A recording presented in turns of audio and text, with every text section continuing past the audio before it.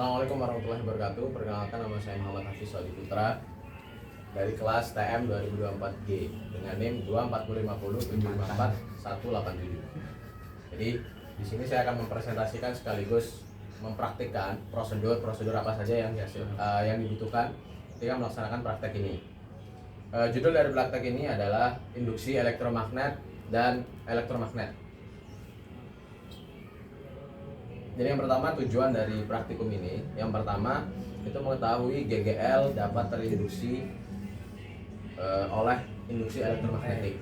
Kemudian yang kedua ada membuktikan bahwa jumlah lilitan pada kumparan itu mempengaruhi arus elektromagnetik akibat perubahannya magnet. Kemudian yang ketiga adanya pembuktian bahwa arus listrik itu dapat menghasilkan medan magnet. Dan yang terakhir, bagaimana medan magnet tersebut mempengaruhi benda-benda di sekitar. Jadi pada praktikum ini, benda yang kami maksud, yang kami gunakan adalah kompas sebagai mengetahui pengaruh dari magnet yang dihasilkan.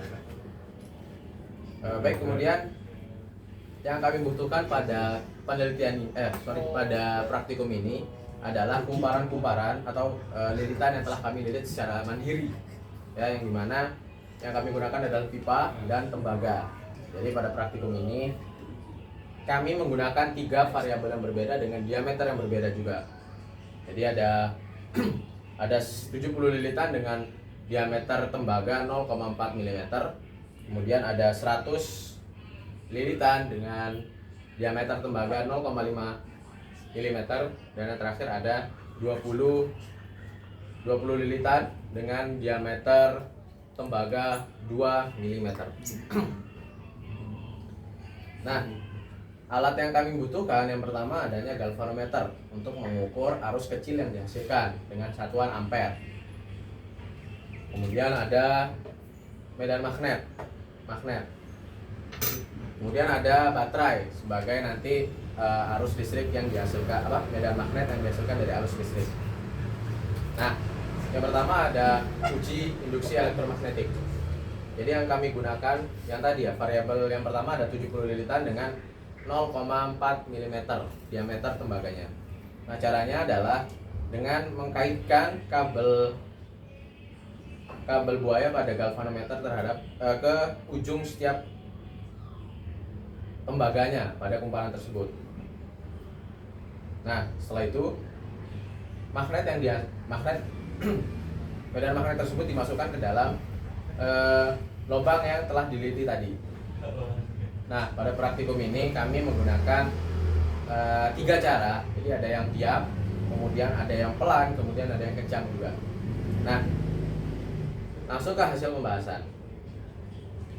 Jadi hasil yang dihasilkan dari 70 lilitan itu menghasilkan yang diam itu sebanyak 0 ampere.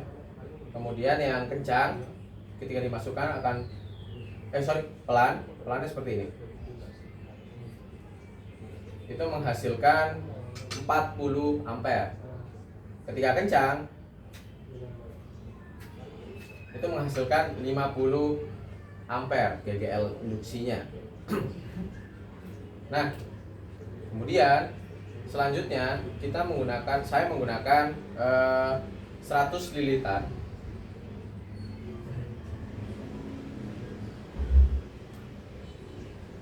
Caranya sama, kita melakukan dengan 3 cara, ada yang diam, kemudian pelan, dan juga kencang. Jadi untuk yang pelan itu menghasilkan 140 ampere. Kemudian ketika kencang itu menghasilkan 170 ampere. Kemudian yang terakhir yang diameter 2 mm dengan lilitan 20.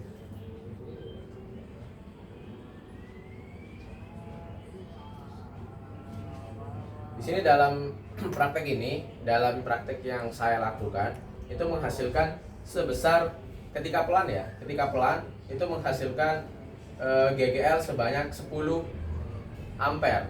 Ketika kencang maksimal yang dihasilkan adalah 20 ampere. Nah, kemudian data-data yang tadi kita masukkan ke dalam tabel biar lebih kita memahami lah, biar lebih memudahkan kita dalam menganalisanya.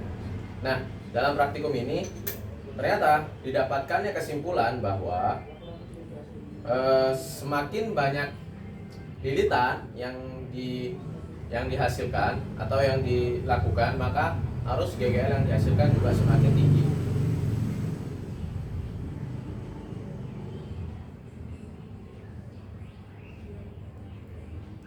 Nah, hal itu kan sebanding dengan rumus dari hukum Faraday, yang dimana rumus tersebut adalah GGL induksi itu sama dengan N atau jumlah lilitannya, kemudian dikali dengan flux magnet dibagi delta T atau waktu yang dibutuhkan. Jadi di situ bisa kita lihat bahwa memang lilitan tersebut itu mempengaruhi jumlah arus GGL yang dihasilkan. Seperti itu. Nah, adapun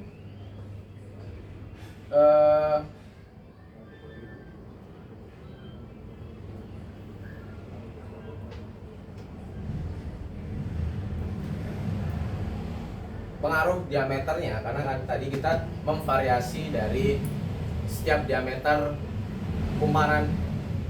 Jadi untuk diameter pause aja.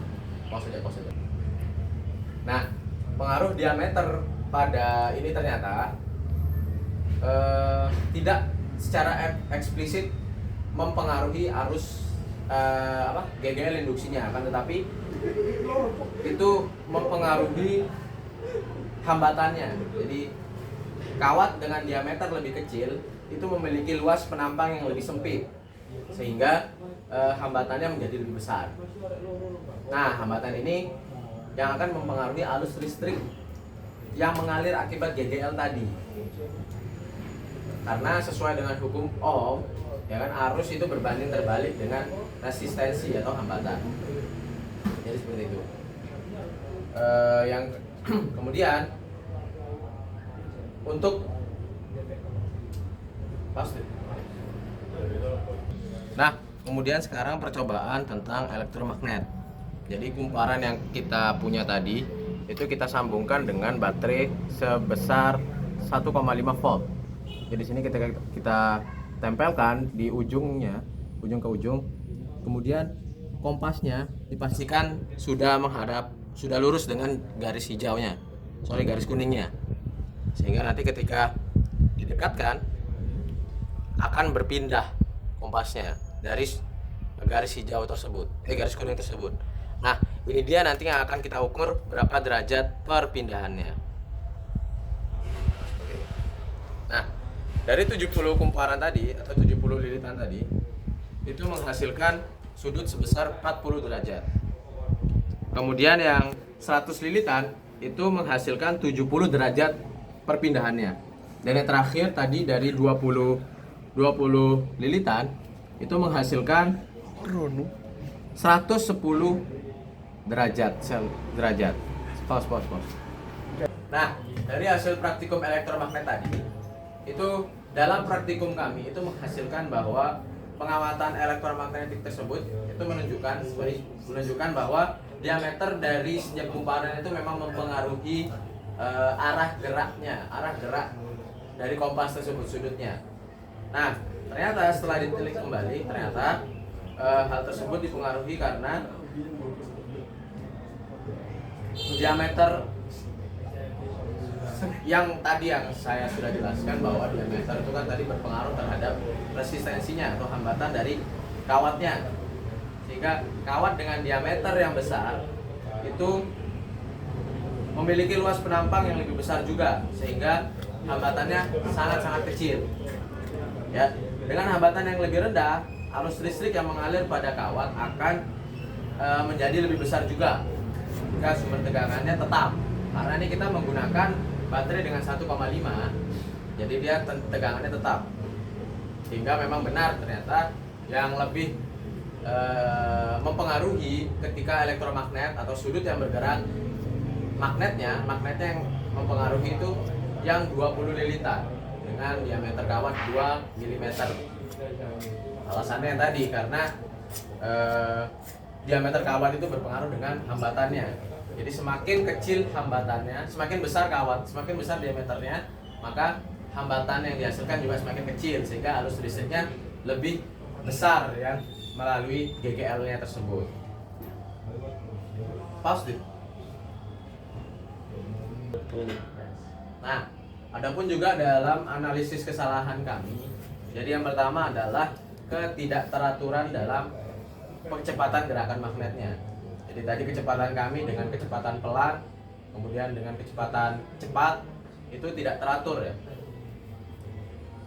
Karena gini juga dilakukan secara manual, jadi kecepatannya tidak bisa dijaga dengan tetap, sehingga analisis kesalahannya yang ada dengan ketidakteraturan dalam kecepatannya.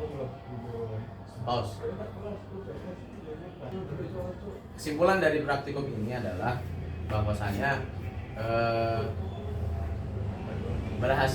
praktikum ini berhasil membuktikan hukum Faraday tadi, yang dimana GGL induksi sama dengan min N delta flux magnet dibagi dengan delta T, atau jumlah kumparan lilitan tersebut memang mempengaruhi besarnya GGL yang dihasilkan. Sedangkan untuk elektromagnet ternyata diameter dari kumparan atau tembaga kumparan yang dililitkan itu mempengaruhi medan magnetnya, karena semakin besar diameter dari tembaganya, maka resistensi yang dihasilkan akan semakin kecil, sehingga arus listriknya kencang yang mengalir pada diameter yang lebih besar atau tembaga diameter yang lebih besar, sehingga medan magnet yang dihasilkan dalam percobaannya pun juga memiliki berpengaruh sangat besar timbang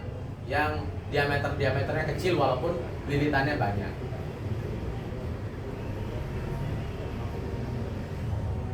Jadi cukup sekian untuk praktikum dan presentasi prosedur dalam yang saya presentasikan ini.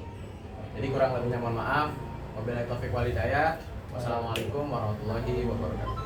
Waalaikumsalam warahmatullahi wabarakatuh.